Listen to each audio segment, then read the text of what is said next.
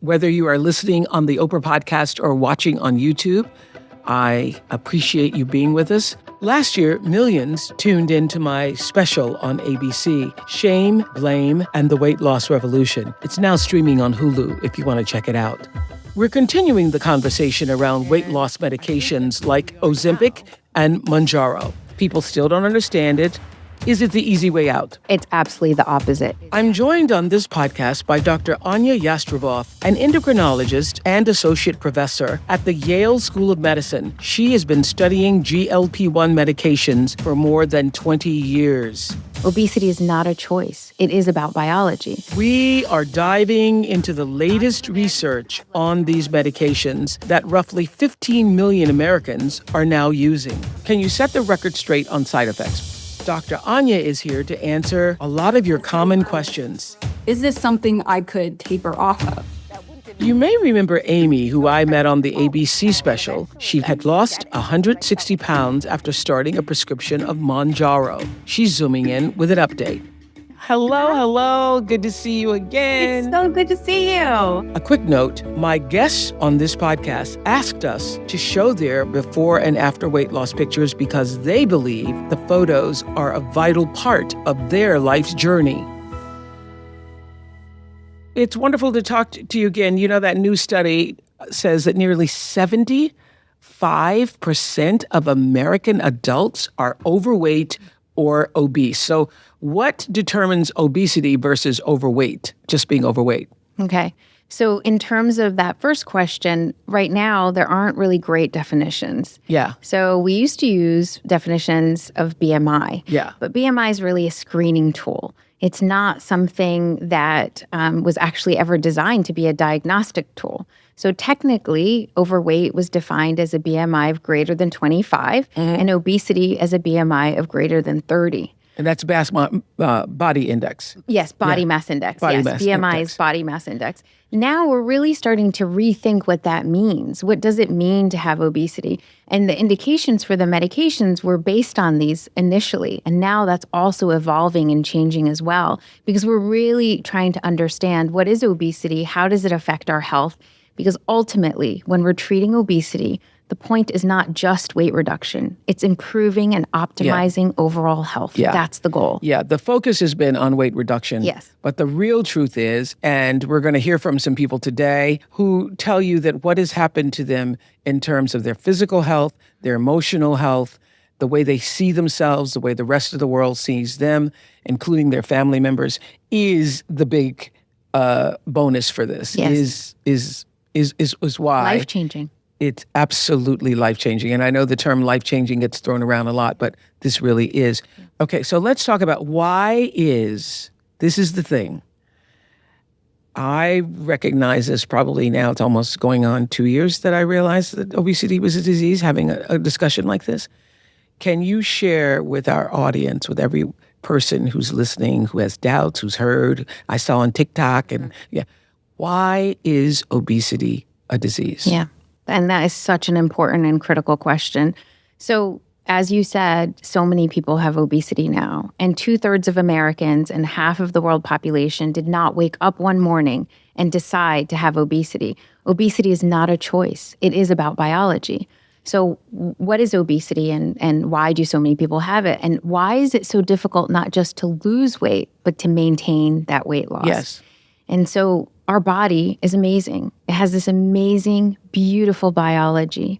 And basically what it was designed to do is to make sure that we stored enough energy or enough fat, because we store energy by storing fat. I'm tracking that. Yeah.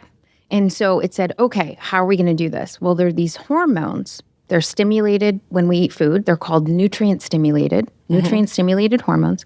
And they communicate with our brain. How hungry are we? How full are we? How much energy do we have? Yep. And so this beautiful biology. So hormones inform the brain. And this is in every person's body. In every person's body. And so basically it says, okay, this is how much energy you're storing. This is how much fat you're storing. And so you would think, we have this beautiful biology. Wonderful. Then why do so many people have obesity if this is so carefully regulated? Well, it turns out that our obesogenic environment, an environment that is filled with ultra processed food, lack of sleep, lack of physical activity, all this stress on a population level, that obesogenic environment that developed so much more quickly than the biology, it basically pushes up how much energy or how much fat our body wants to store. So our body ends up defending a higher amount of fat. The defended fat mass or the set point, these are terms that you may have heard, but that's exactly what our body's doing. So our body's doing what it needs to be doing, what it should be doing, but a little bit too much in this environment. So why does it do it for some people and not for others? Yeah, and that's a really great question, and one that we're trying to sort out and figure out. What we do know is that for most people, maybe, over centuries and millennia, we evolved in this way where basically you wanted to make sure that you didn't starve, right? So you wanted to store enough energy so that if there was a famine, you would not starve. But if you think about this, this is actually very, very tightly regulated. So we all eat a lot more than what we actually need. So our body actually figured out how to burn extra. But after a while, with this obesogenic environment, it actually says, no, store it. Maybe I need it for later, right? So when we try and lose it, our body fights back and it says, no.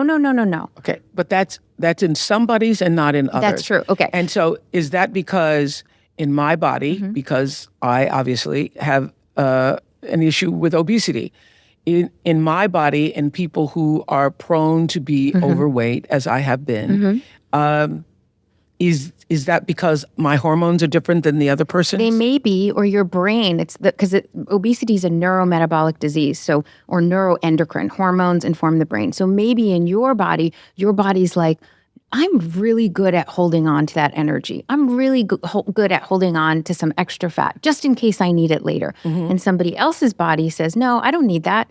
But for most people, where we started the conversation, for most people, we want to store more. We want to store extra. And that is where our body is happy, and that is what our body defends. And it's because of the environment we live in. And that tells us two things. One is we have to change the obesogenic environment. We have to, because if we don't, we're not going to be able to prevent it. What do you mean by obesogenic environment? An obesogenic environment, so one that is filled with ultra-processed food, lots of stress, lack of sleep, lack of physical activity. All these things are built into our environment right now. But listen, I've done every diet, as we're going to talk to people today who have also done every diet.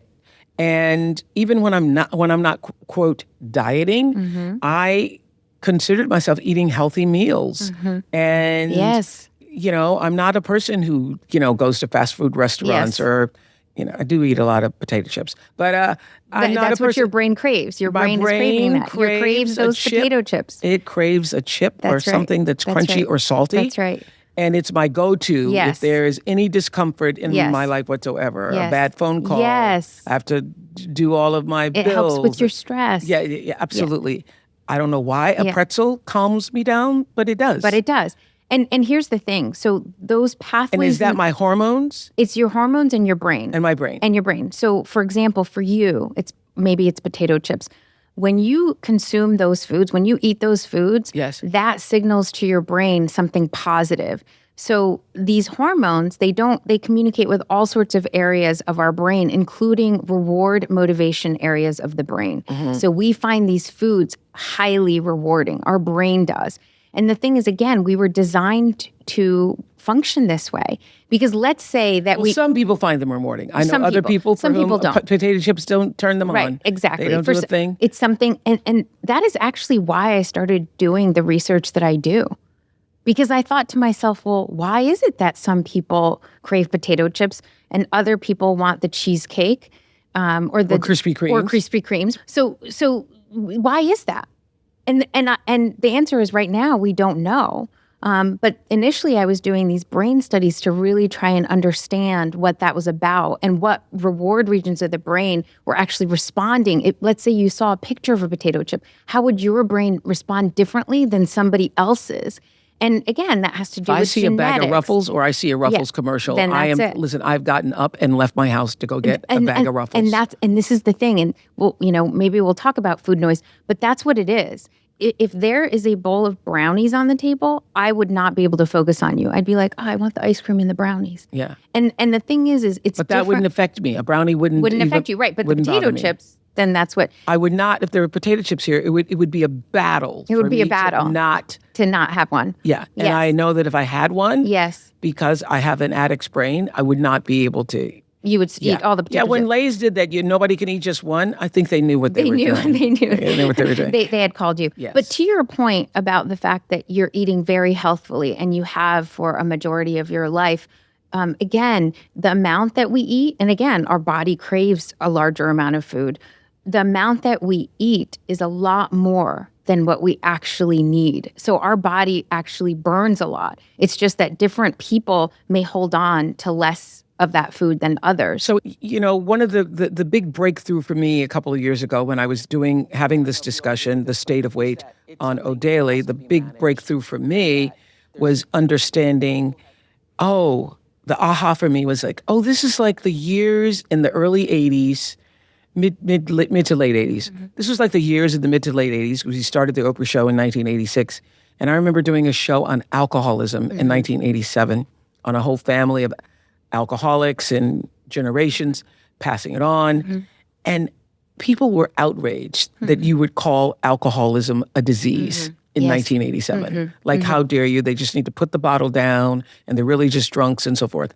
And over time, through education, through information, through people looking at other people in their family, through corporations understanding what it was, people came to understand that it actually is an addiction born of disease. Yes. And I think that's where we are now with obesity. Yeah. People still don't understand it. They want to blame other people for it. They want to say, just put your fork down and quit, eating those brownies or those potato chips. Right. And what's wrong with you? And one of the reasons why I was reluctant to use them in the beginning, when I was trying to lose weight after my knee surgery, because I also felt it's cheating. It's the easy way out. I've got to prove this one last time I could do it by myself. And I don't want people saying I took the easy way out. And I think that that's one of the major issues that people who are now open to using the drugs are experiencing from their friends, their colleagues, their families, and also within themselves. Is it the easy way out? Yeah. I mean, I couldn't agree with you more. And your story is one, first of all, I'm so sorry that you went through all this and in such a public way. Oh, my goodness. And when I think about it, you're so strong. And to have that so publicly and I thank you for that. Yeah. Because now that I look back on it, I've said this on other occasions, that I was publicly humiliated for 25 years, every week, exploited by the tabloids. Every time any comedian wanted to make fun or make a joke about it, they could make a joke about it. And I accepted it because I thought I deserved it. I accepted it. Yeah. I was shamed by it. And I received it because I thought, well, they're right.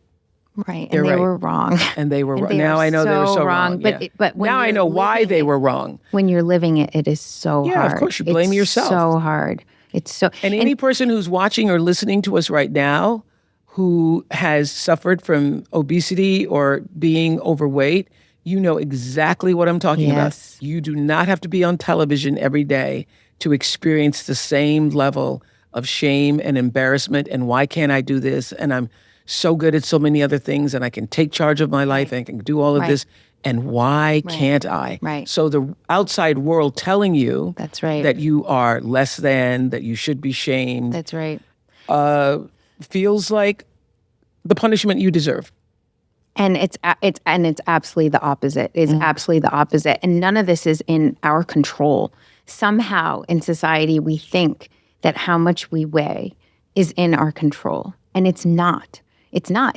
Our brain is in control. It's like the alcoholic finally realizing that it's not my willpower that caused me to not to be able to pick up the next drink. And just like with alcohol, those reward motivation pathways, those regions in the brain really respond in a certain way when someone who has alcohol use disorder is drinking alcohol. In terms of obesity, those are the same brain pathways. Now, obesity is not an addiction.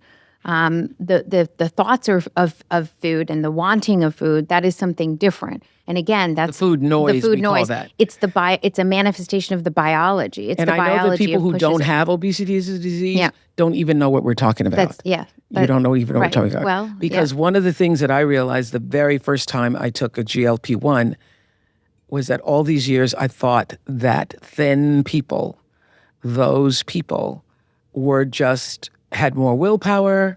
They ate better foods. They were able to stick to it longer. They never had a potato chip.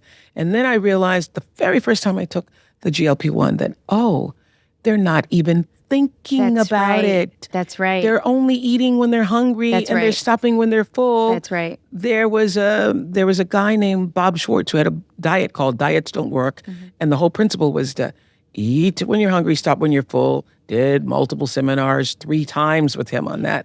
And the principle is great, except if you have obesity, it doesn't work. That's right. That's absolutely right. And to get to your question of, well, is this the easy way out? Is taking medications the easy way out? It's not. Think about it. Think about when we treat someone who has, let's say, high blood pressure. Yes. And they come to see us and we say... Lots of Americans have high blood pressure. Lots and we of black say, people have high blood pressure. Exactly. So we say, okay, low-salt diet is very helpful, and here are some medications that can treat the disease biology. Yes. And we need to do the same for obesity. We need to say, yes, healthy diet and exercise are critical, and they're very important for optimizing health.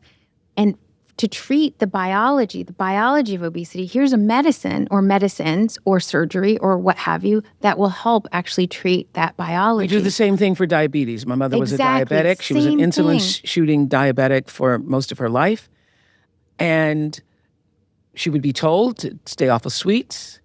And every now and then, because people in the South, a lot of people in the South, not generalizing, but a lot of people that come from my family in the South think that having a little bit of coconut cake is okay, or because they used to call it sugar diabetes. Yes, sugar. I have a touch of sugar. I have That's a touch of sugar. Say. And they call it a touch of sugar and never realized how really definitively bad it is for you to have a little bit of sugar when you have diabetes. Until you end up going blind or end up having to have your leg amputated and all the things that happen. Exactly. And so diabetes is another perfect example. We recommend a low glycemic index diet, so less sugar. Less sugar.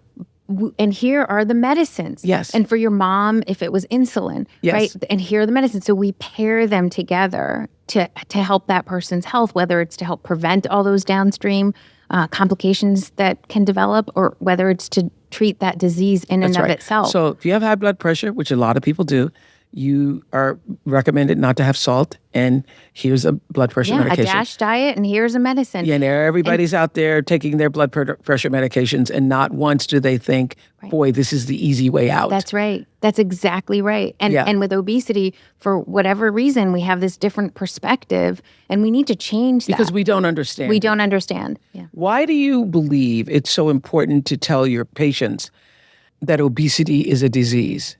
It's critical. It's absolutely critical. And when I approach this, so when I see a patient, the first thing I do is, one, I set the stage and I say, this is a no judgment zone. Yeah. And the first thing I ask them after that is, tell me about your weight journey. Tell me about your struggles. Tell me. And then I listen. And as I listen to them, I bet you get a lot of tears for that. A lot of they cry, I cry. And the thing is there's something that happens in that moment where people begin that journey of understanding that it's not their fault and it's not something that they chose, and we're here to help them to treat that biology. Because why would you choose it, and why wouldn't you change it if you could? That's right. That's absolutely right. Why wouldn't you change it if you could? You can have the healthy foods. And still, our body is so smart. It's so smart that it's like, no, in I some want you to people, hang your on. body is going to hold on to the fat. Yeah, it wants and you're that just energy. built that way. You're just built that way. And if you begin the discussion of this is really about biology and that your body's smart and that the hormones are communicating with your brain and all these organs in your body, and your body's doing exactly what it was meant to do, exactly what it was meant to do. And then again, patients start to let go. And there's something magical that happens in that moment because they become curious about the disease of obesity and open to treatment. That's right, because you're no longer blaming yourself. That's right. You're no longer blaming yourself.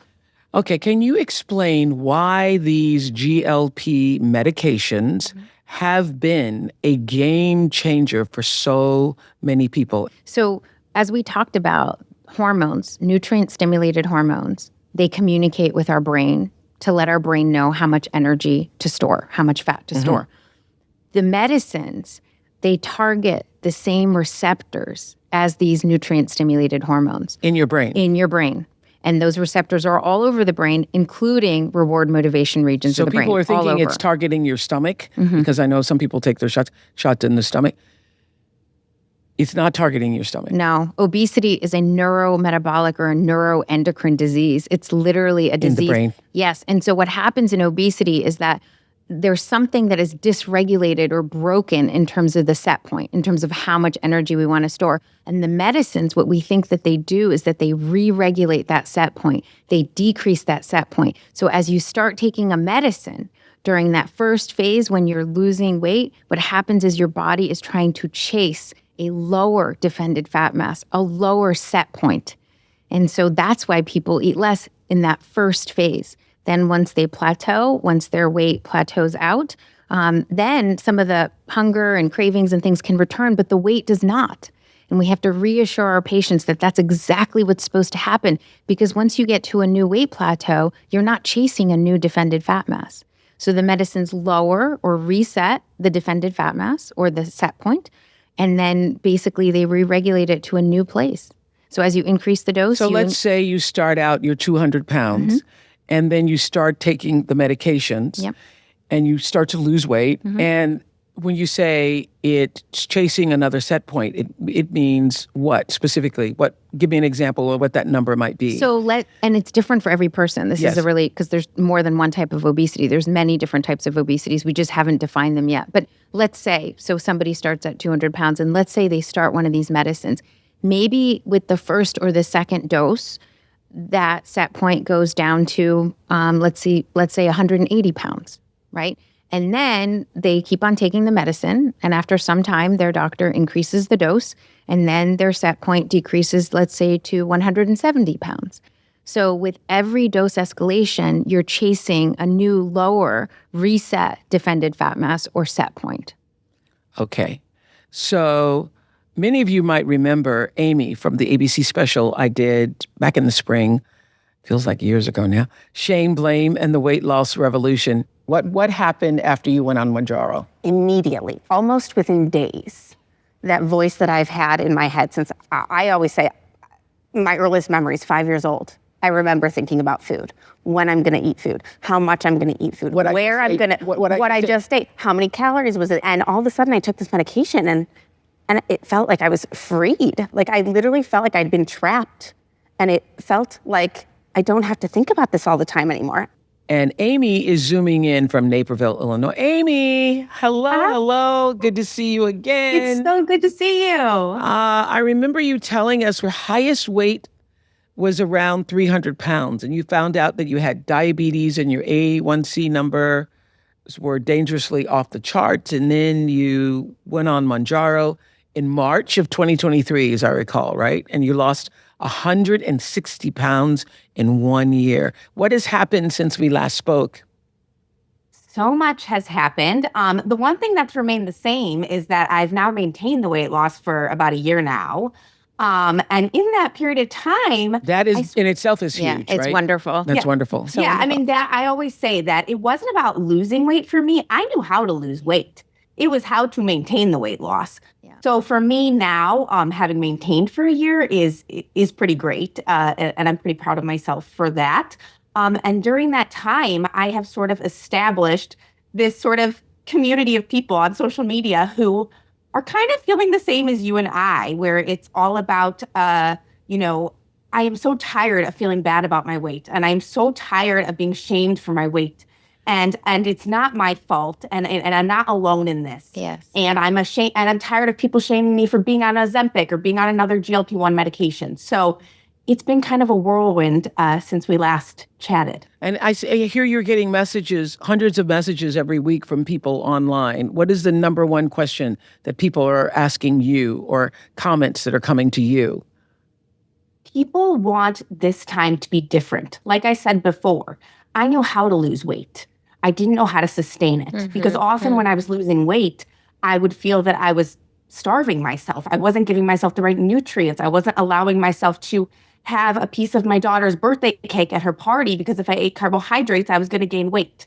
And so this time around, people want to know how to do it differently. So they might be on a GLP-1 medication, or maybe they're not yet, or they're thinking about it, but they want to know, how can I heal my relationship with food? How can I heal my relationship with my body? It goes so beyond the exercise regimen and the diet changes, but how can I really heal that part? Well, I just want to applaud you, because you took what was one of your greatest pains and shames and have now turned it into a powerful movement for yourself and to help other people. What are the biggest misconceptions that people are sharing with you about the GLP-1 weight loss drugs? What are they saying?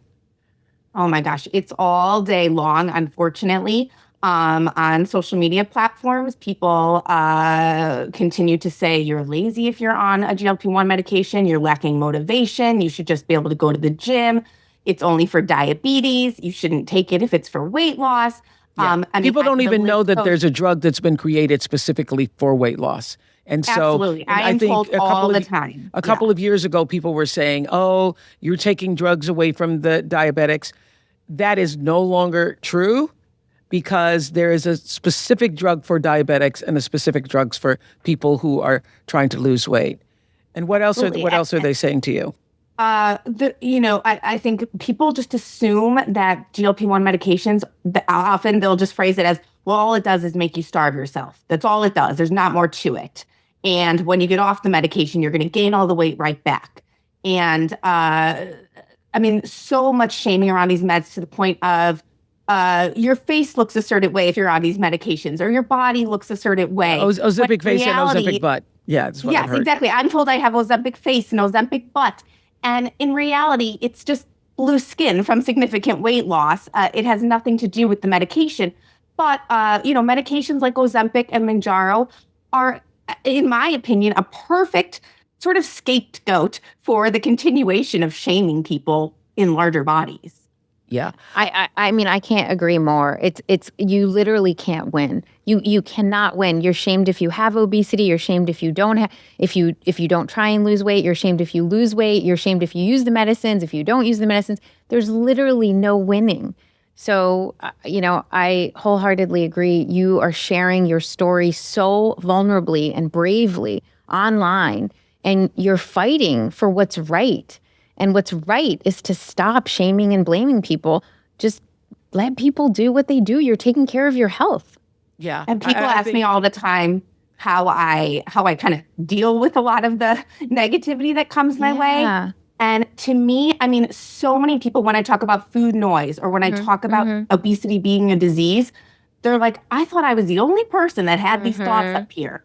And that outweighs the, no pun intended, that outweighs the other stuff, the negativity that, comes my way. Well, you know what else I realized too, Amy and Dr. Ania, is that the people who are shaming oftentimes have never experienced the food noise themselves. They don't even know what you're talking about when you're saying food noise. And so that brings us to the point of, I interviewed Mel Robbins recently, who has a great book out called Let Them.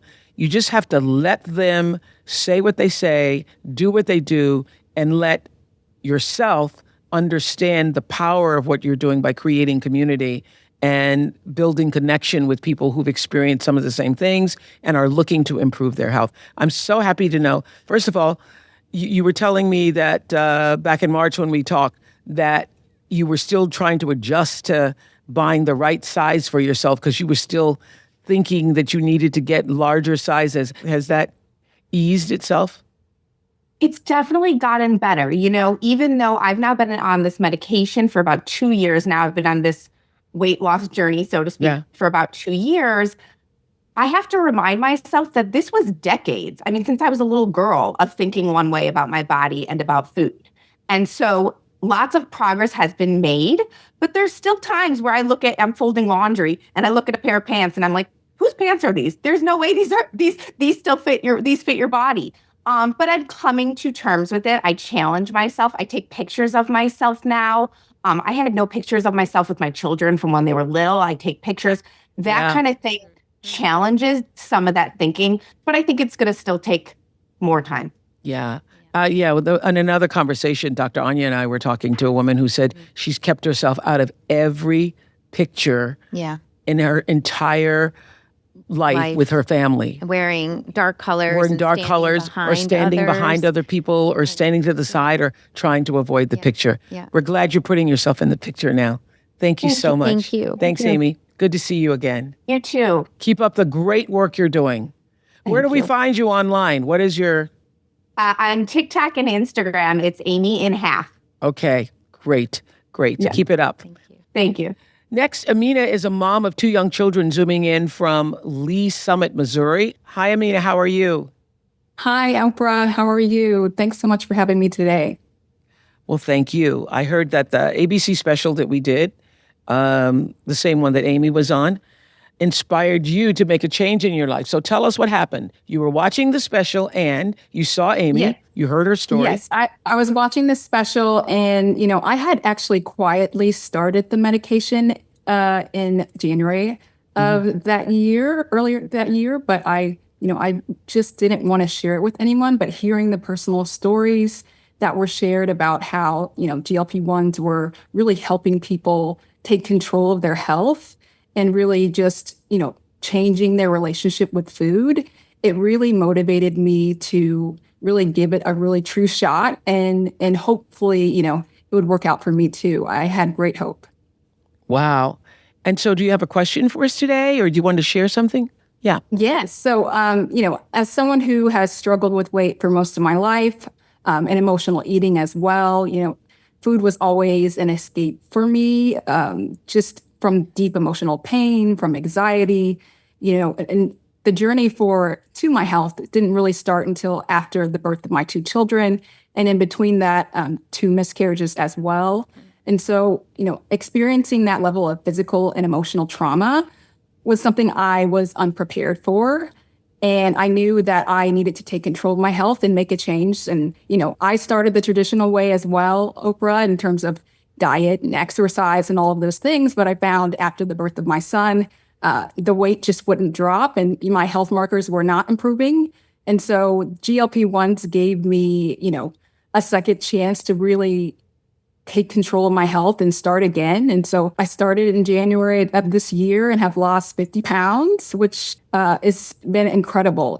Just my energy, everything that I have. And the food noise stopped, right? The food noise. And the food noise stopped. The constant cravings for sugar and carbs and always thinking about the next meal, all of that went away. And it's something I've never experienced before. It's been incredible. What's your question? What's your question today?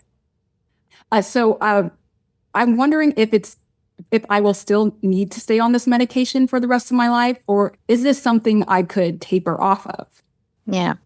I think that's a great question. It's probably one of the top questions, if not the most commonly asked questions that my patients come to me with. Right now, what we do know is that obesity is a chronic disease. It's a chronic disease.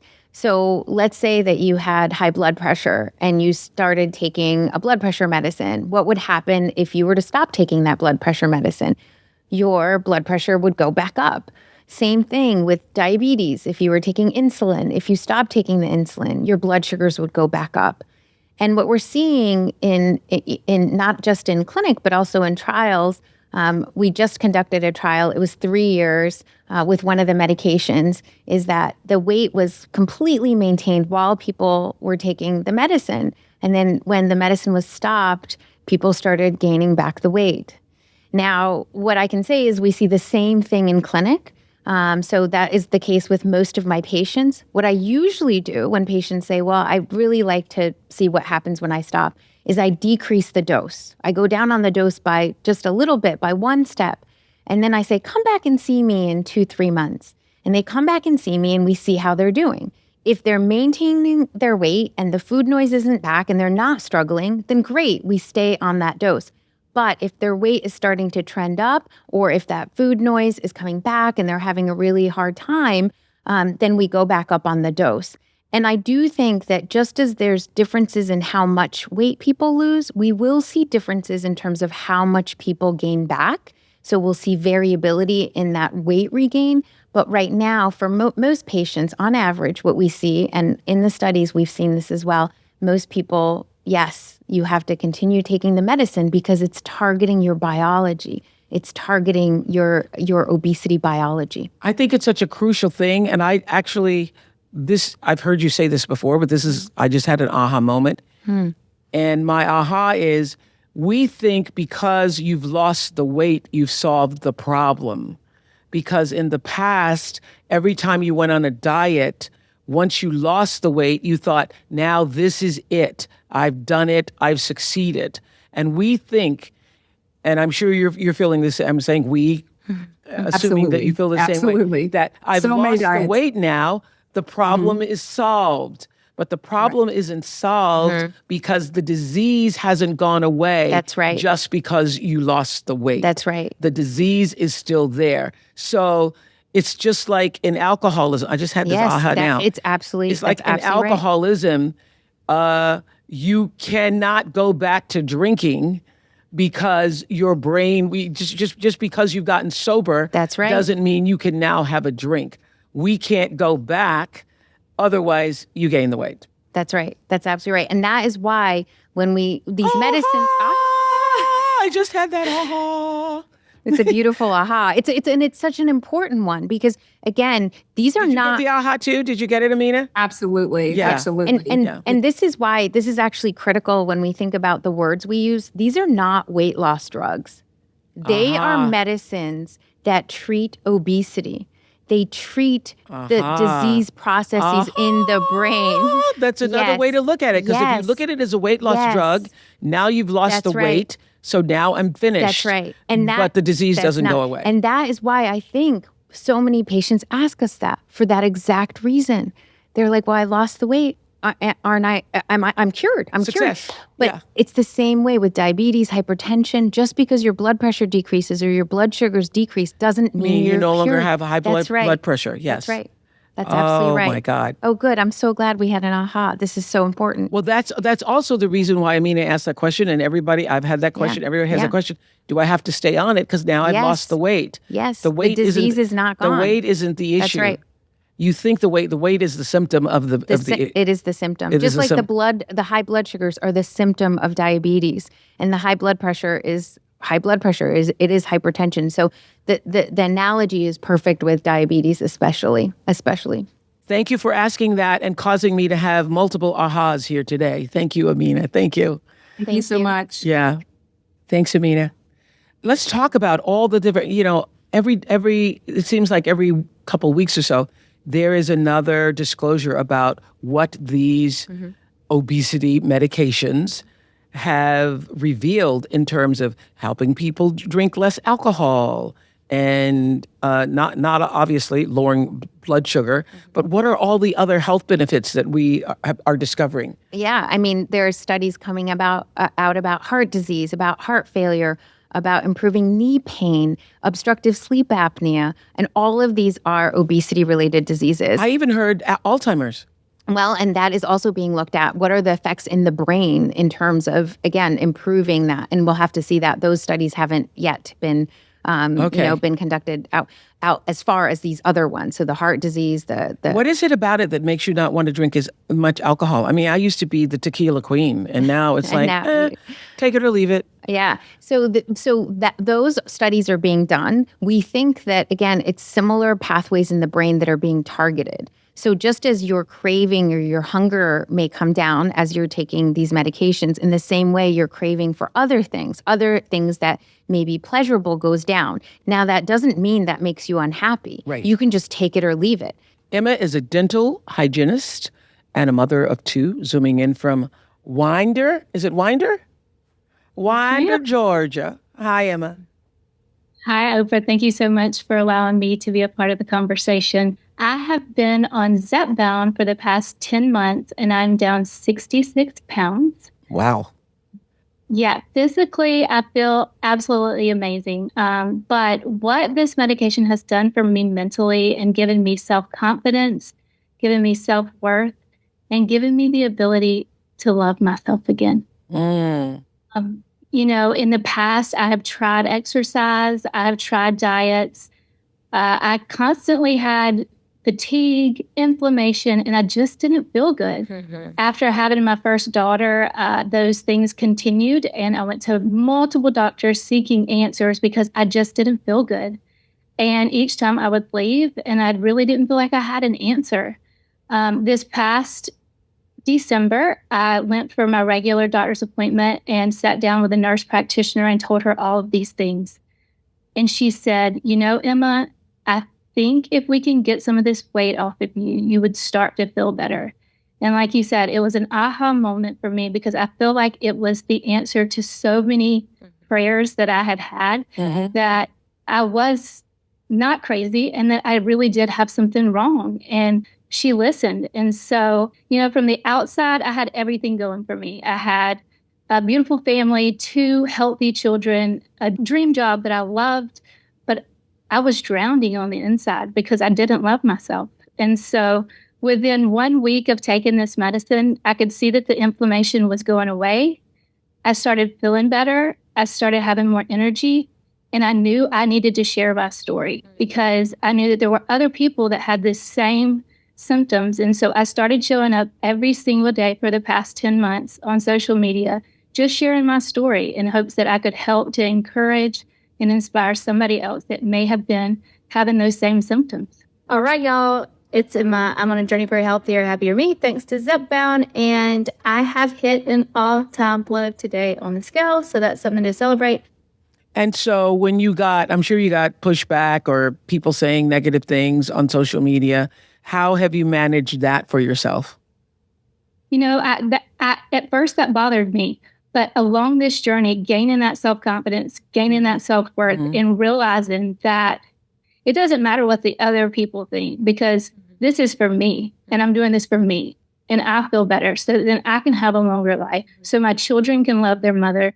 And, I've dropped the opinions of what other people think because this is for me and for my health because we only have one life to live. Absolutely. So, what do you want to ask Dr. Ania here today? What I would love to ask is that, with you saying that this might be a medicine that we have to be on long term, and if that's what I have to do, totally fine with that, because if I had diabetes, I would take the medicine to survive. Do we know what the long-term effects would be from taking these medications? So that's a great question, and another very common question that we get from our patients.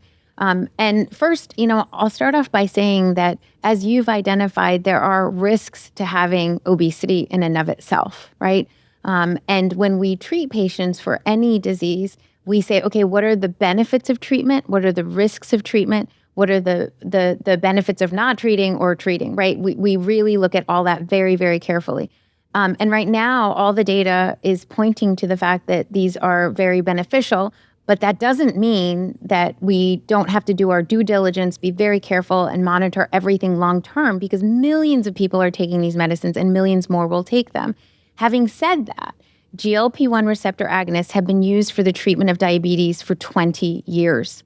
Now, all of these medications also for We're diabetes. just now hearing about it, Yeah. but some people have been using them. We have been using for them 20 years. Yes. The first one was FDA approved in 2005. So it was nearly 20 years ago that these medications were first FDA approved. Years. I know, 20 years. So the earlier ones were a little bit different than the newer ones, and they were shorter acting, and they had to be taken more daily rather than weekly. So there are differences there.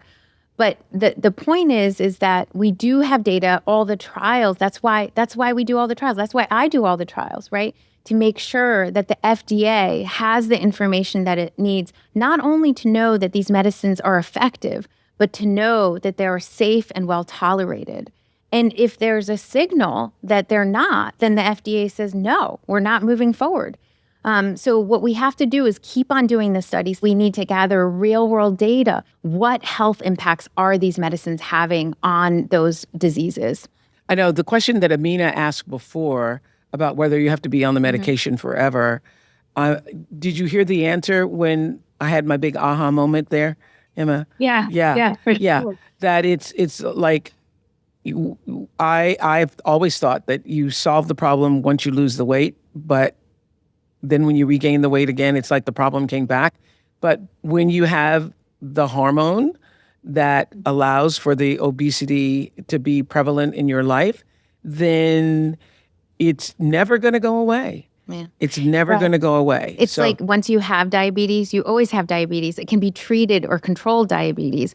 Same thing with obesity. Once you have obesity, you always have obesity. Is it treated and controlled? That's the question. And so when we've lost the weight or in the process of losing the weight, that's when you're controlling it. Yes, that's exactly right. But it doesn't mean the problem is solved. That's right. That's right. And the important thing is another way to look at it. Yes. Isn't that an aha moment? Yeah. It's such an aha moment. And you know what? If I have to take these forever, I'm okay with that. Because you know what? It's fighting the disease of obesity. And I'm getting my life back. And I get to live.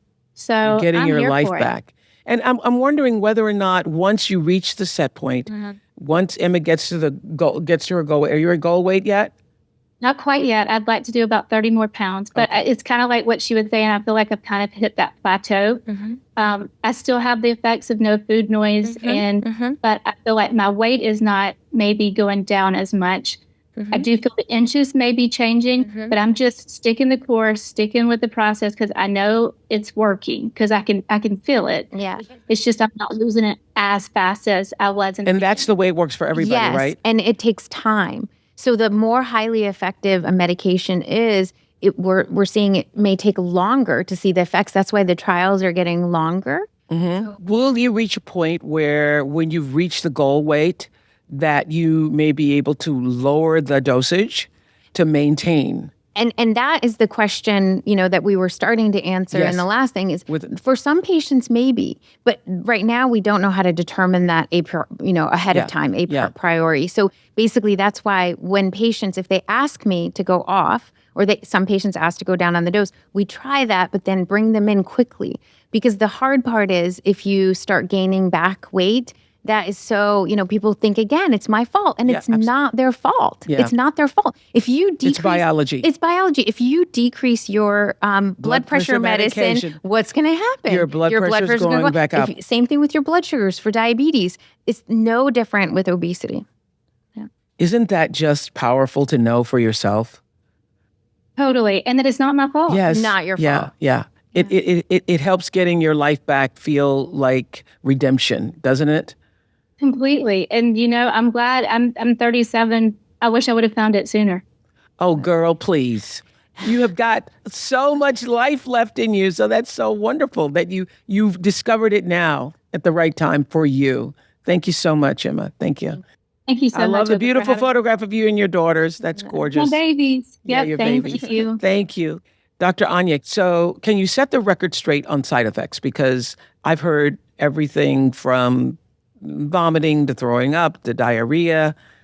Yeah, that's a great question. And side effects do occur, right? With any medicine for any disease. Is there any medicine for any disease that doesn't have side effects? And I also have heard hair loss. Yes. Is hair loss from these medications a real thing? Well, it depends how much weight someone loses and how quickly. Because losing weight is a stress. It's a stress on our body.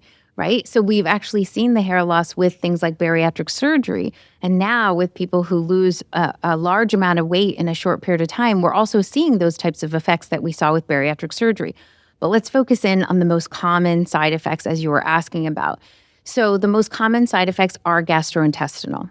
So they are things like feeling nauseated, having diarrhea, constipation, and for some people, vomiting. But there are ways that we can really combat those side effects. And again, they don't happen in everybody. Yeah. So number one, what physicians or providers can do is invite their patients to share the side effects with their provider and make sure that the provider says, look, I'm not going to stop the medicine. Let's work through these together. Mm-hmm. The main thing that a healthcare provider can do when they're prescribing these medications to help avoid or mitigate those side effects is start low and go slow. Always start with the lowest dose. And then you do not have to go up once a month. You do not have to go up once a month. You go up as is right for that patient. So if a patient is having nausea, I do not go up on the dose.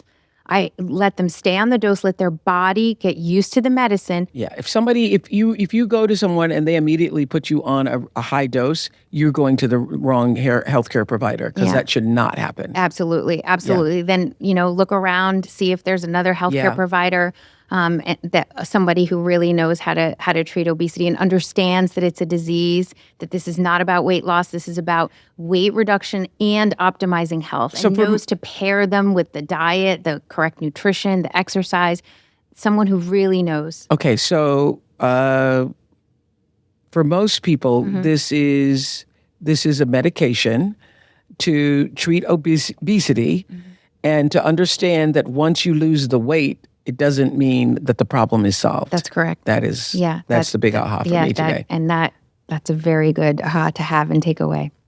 Thank you. Dr. Ania, it's always a joy to talk to you. Thank you so much for being here. We value your expertise on this topic. It must feel rewarding for you that this moment has finally come and that these medications are being made available to so many people, because you get to see it in your own patients. Yeah, absolutely. I mean, I always say, people ask me, well, how did you know that you wanted to do this? The first time that I helped a patient lose a meaningful amount of weight for that person, I was like, I'm never doing anything ever again. This is it. And I'm so grateful that I get to do this. And I'm so grateful that patients trust me. They trust me to care for them. And I couldn't imagine doing anything else. I can see how rewarding it is, because you have people saying, I got my life back. Yeah. I got my life back. Absolutely. And again, it's, there's good and bad things about everything in life. These medicines are right now what we're seeing. They're helping people transform their lives in so many ways, in terms of their health, in terms of their overall life. They're just really incredible in terms of helping people. Well, I want to thank you, Amy. Thank you, Amina. Thank you, Emma. Thank you for all of our guests sharing your stories. Go well, everybody. Thank you for making time to be with me today. I really hope that you join me for part 2 of this conversation as we continue to see how these new medications result in dramatic loss of weight, almost the equivalent of an entire person. You've lost 165 pounds? Wow, congratulations. So what happens in the aftermath of that? The doctor said to me, when are you going to stop blaming yourself and let somebody help you? When you lose up to 100 pounds or more, do people treat you differently? Everyone was so much friendlier to me. How does that impact how you see yourself in the world and even within your own family? To be honest, I feel like she kind of takes it for granted a little bit. Like she forgets where she's come from. That's my next conversation with Dr. Ania and new guests who have a lot to say about their experiences. So we'll talk to you then, and thank you so much for being here. You can subscribe to the Oprah Podcast on YouTube and follow us on Spotify, Apple Podcasts, or wherever you listen. I'll see you next week. Thanks, everybody.